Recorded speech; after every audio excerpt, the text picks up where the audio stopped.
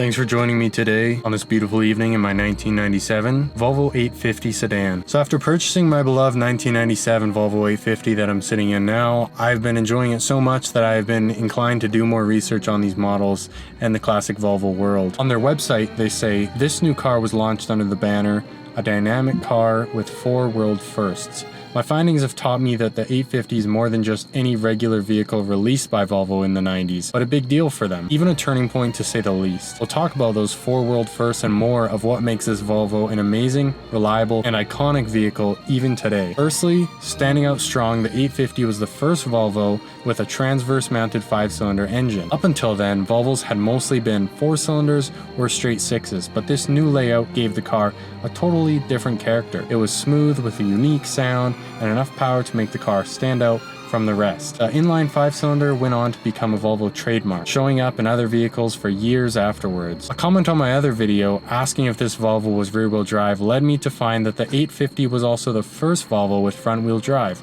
explaining the transverse mounted 5-cylinder. It was even the first Volvo offering all-wheel drive, which is pretty cool. Before the 850, if you bought a Volvo, it was always rear-wheel drive, with only some minor exceptions if you're in the European market. The 850 was the first front-wheel drive Volvo in the mid-size family car class, and first front-wheel drive Volvo in North America, replacing what had always been rear-wheel drive models like the 240 and 740. Switching to front-wheel drive was a massive step up for the brand, especially in a larger car. It made the 850 more practical for everyday use, with better space efficiency and good traction in bad weather. For some longtime Volvo fans, it was a shock, but it also showed the company wasn't afraid to move forward with new ideas and still earns the reputation of a real Volvo. Have you heard of the Delta Link rear axle? The Delta Link rear axle is a neat piece of engineering that gave the 850 an edge over older Volvos. Instead of simple solid axle type design, Volvo made a semi-independent system that balanced comfort with handling. Pretty much this meant the car could corner more sharply while still keeping the stable, planted feeling.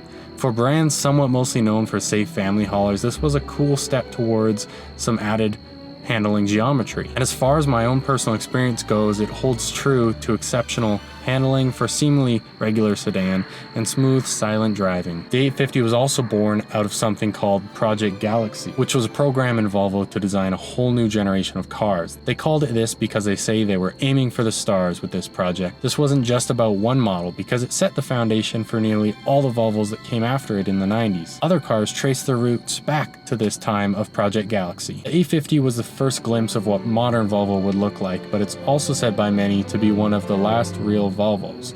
Let me know what you think on that sometimes controversial topic. Many people thought of Volvos as safe, box-shaped, and a little boring, not that there's anything wrong with that to some degree. And this wasn't always the case before this model. Even older cars like the 240 Series Turbo was super awesome, but the 850 still helped change that reputation noted, you know, especially when the T5R and later R model 850s came out, which were more sporty and performance-oriented turbocharged models. Suddenly you could buy a wagon that was quick, supercharged, and even cool looking in a subtle way, paired with all the other positives of this new 850. That helped push the brand's image in a new way.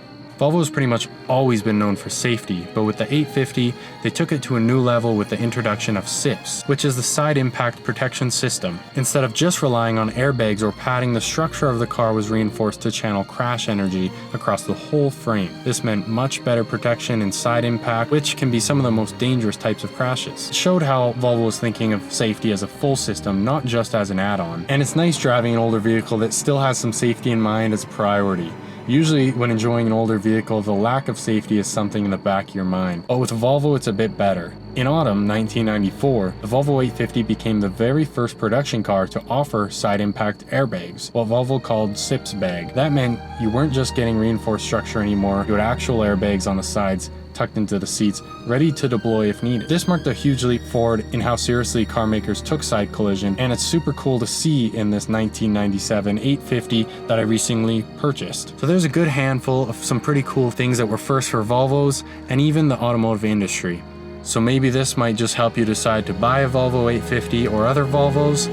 Please let me know your thoughts and experiences down below. You guys are the best, and as always, safe driving, everybody.